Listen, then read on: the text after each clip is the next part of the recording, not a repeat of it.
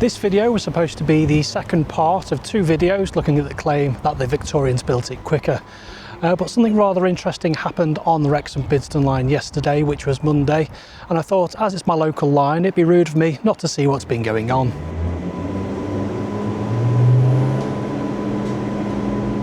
Anyone with a passing interest in the railways will probably know it's not been the best 2 years for the Wrexham Bidston line. It's never been the most reliable line, but in 2023 the service really did start to fall apart due to unit availability and unit reliability.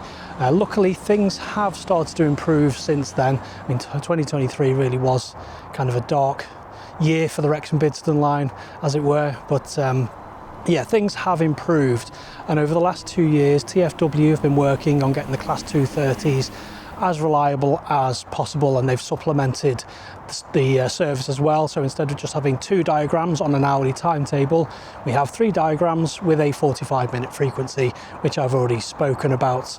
But to achieve that, Transport for Wales have used 1 Class 230 and 2 Class 197s to supplement the 230s, as the 230s were just not up to the job of providing that service. So the 230s, or most of them, I think, at least a good portion of them, well, there's only 5, but yeah, but basically what Transport for Wales have been doing is they've been modifying the units to make them more reliable. They've been carrying out mods to cool the batteries as the batteries were overheating. I think if anyone knows the Wrexham Bidston line, they'll know that the 230s, as well as just being operated with only 1 unit, are being swapped in the afternoon as well because the batteries were just getting too hot. So they've solved that issue, hopefully, and a few other things. I think it was pollen filters, air filters were getting clogged, especially this time of year, and you got lots of pollen around and dust on the track just because of the dry weather. So it looks like those modifications have largely been completed, and now today that means that all 3 diagrams are operated by Class 230s rather than being supplemented by the 197s.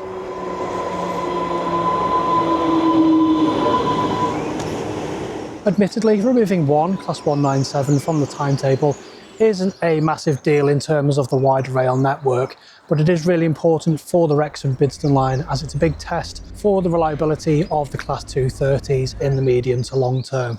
And it also releases a 197 for other duties, so it will bolster capacity on other mainline routes, so it is important in that regard, but most importantly it's a big test for the reliability of the units. So far they seem to be okay, I think.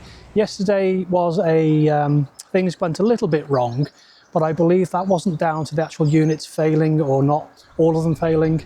From what I've been told, I think somebody pulled an emergency lever which caused the train to come to a halt. Now, due to the nature of the line with the limited number of block sections, that did mean that the other trains were held in their locations as well, so a number of services did have to be cancelled, but as far as I know, from what I've been told, that was down to that incident rather than trains failing. I probably should have checked this if I'm being honest, as I was also told a unit did in fact fail. Both could be true, but I should have been a bit more careful with what I said. Saying that though, it doesn't look as if there were any major mechanical failures yesterday, as far as I can tell. Now, it's a bit too early to tell if they're going to be reliable in the medium to long term, and if those modifications have worked to make those units reliable, but the early indications are that they do seem to be working now. Today is Tuesday, the day after the initial start of the full introduction of 230s, and there hasn't been any failures or cancellations or even delays. We're at 3:30, 4:45 now, so that's pretty good going really. It's quite an intensive service. I know it hasn't been the hottest of days, but it's still been quite warm, so that's a big test of the battery cooling as well. So early indications are good, I think. I'm hopeful that they're going to be reliable.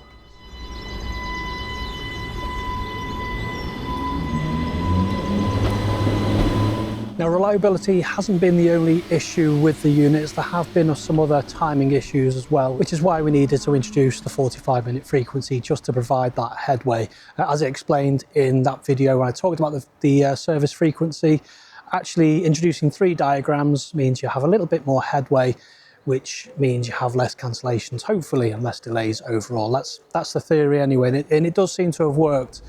But there have been issues, especially around leaf fall season with adhesion, with the trains failing or struggling to keep to that 58-minute window, and sometimes even struggling for that 60 something minute, 64-minute window that they've got to get from Wrexham to Bidston. Also now, this bit I'm going to take with a grain of salt, but it is things I've heard from reliable people who've said various things over the past couple of years. But in Transport for Wales's press releases, they did appear to somewhat blame the drivers for the performance. I don't want to. Yeah, I'm not really sure. The press releases did definitely seem to suggest that drivers' inexperience or something along those lines was to blame. It's a little bit of a grain of truth, but I think it is a little bit unfair on the drivers. Now, from what I've heard, is there are some unusual braking characteristics with these units, as they have a two-phase braking system. So they've got regenerative braking, which sends power back to the batteries, and also they have the standard braking system as well. So they were braking a little bit unusually. So I guess if you've been driving a 150 for the last 15 or 20 years, then it may take some getting used to. So that issue combined with the short platforms. Now, Wrexham General, where I am currently, is a good example, with the train having to pull right up to the end of the platform. Heswell as well. So if you imagine you've got a train with unusual braking characteristics, and then you've got really short platforms where you have to be really precise with where you stop, then it will lead to some more gentle braking, let's say. And you do notice it when you pull into platforms, that the trains do seem to come into the stations quite gently. Now that's, you might say, oh, an experienced driver should know, but I think yeah, it's a various different things coming into to compound an issue, basically, which with the Wrexham Bidston line, with all the, I think it's 12 stops between Wrexham and Bidston, you can imagine just a few seconds delay can culminate quite quickly into minutes, and then once it starts getting into several minutes, tens of minutes, then you start to see cancellations. So yeah, there are various reasons why the service did fall apart in 2023.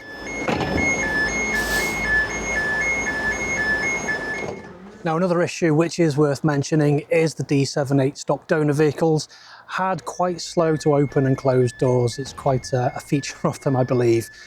So if you imagine, if you've got 12, 13 stops on a route, and it takes even a couple of seconds extra for those doors to open and close, then you get even more cumulative delays. So that just added to the problems on the line, unfortunately.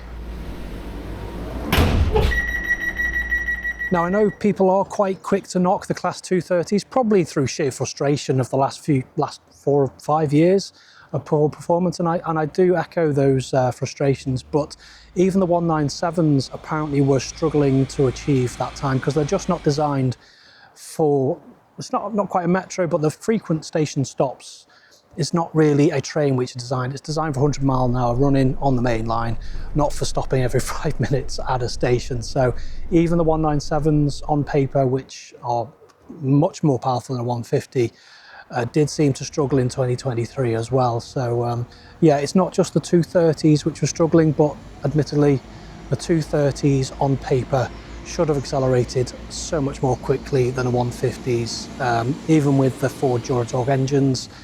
With those electric traction motors providing the traction to more powered axles, then they should have performed much better than they have been doing.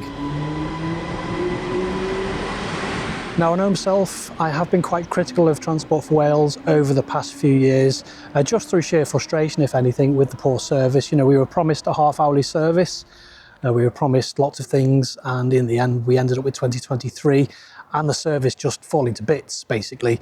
So yeah, there was a lot of frustration there, but you know, credit where credit is due, they have turned things around quite markedly. And the service with that 45-minute frequency, I know it's not what we wanted, but I do have to give TFW some credit for listening to passengers and putting together a plan to turn things around.